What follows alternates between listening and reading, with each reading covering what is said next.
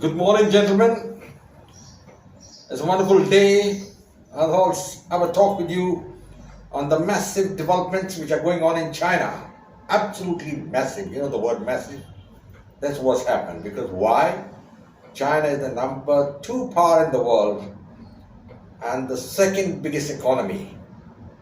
But it's in the news for the wrong reasons. I was going through a video by Albert Yuan. He's one of the very important and famous China watchers. He stays in Hong Kong, but now he's in England. And he has said something terrible has happened in China. And he has gone on to say that President Xi is the center of a conspiracy for his removal.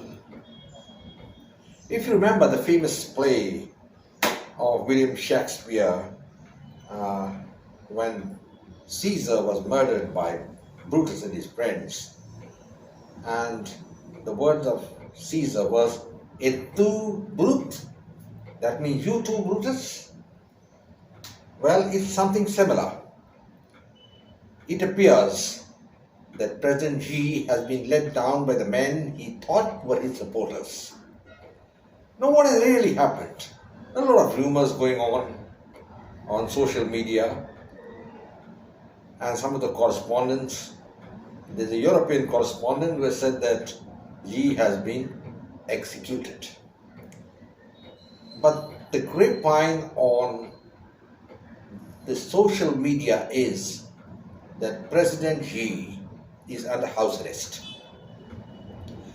Now, there's no official confirmation of this from the Chinese.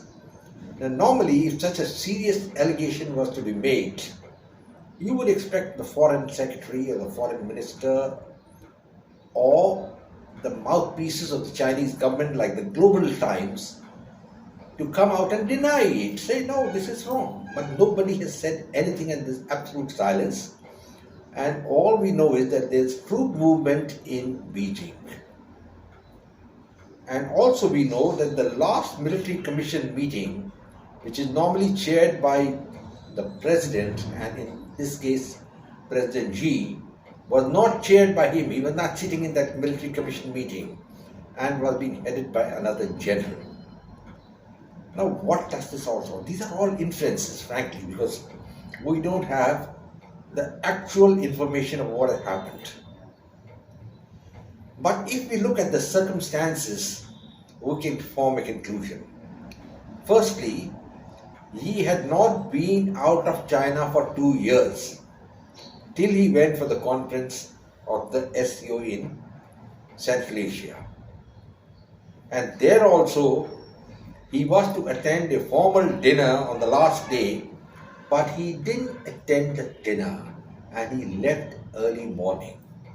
Now that's cause for thought. It rather gives you food for thought. After that, we have not heard anything of President Xi.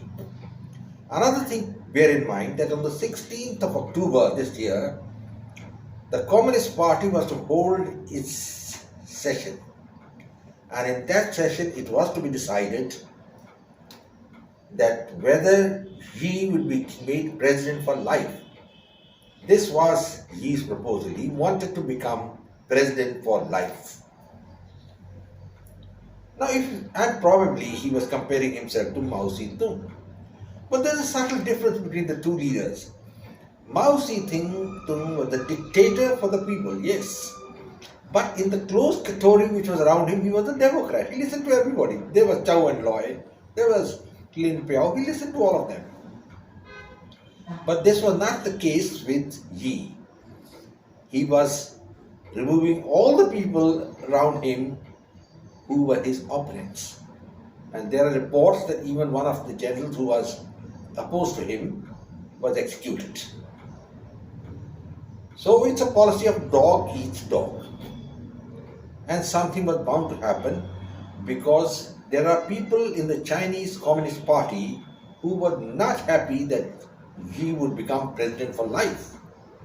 It doesn't happen unless you are someone like Joseph Stalin, who ruled for 29 years and he became president in 1924 And till the day of his death in 1953, he was president of the USSR. But that's an exception. And Mao Zedong is an exception. And he wanted to be in the same boat. There were some things which went against him. Firstly, and the most important, was the economy. The Chinese economy has been nosediving. He had grandiose schemes of making big cities, and he's made millions of flats, and they're all lying vacant because the people don't have the money to buy them. How do you buy when you don't have the purchasing power and you keep on building these things? Secondly, he was subsidizing so many countries like Pakistan, Sri Lanka, and East Africa with Chinese money in the hope of political gain. That's good. But you've got to get a return. And the Chinese economy was going down and down.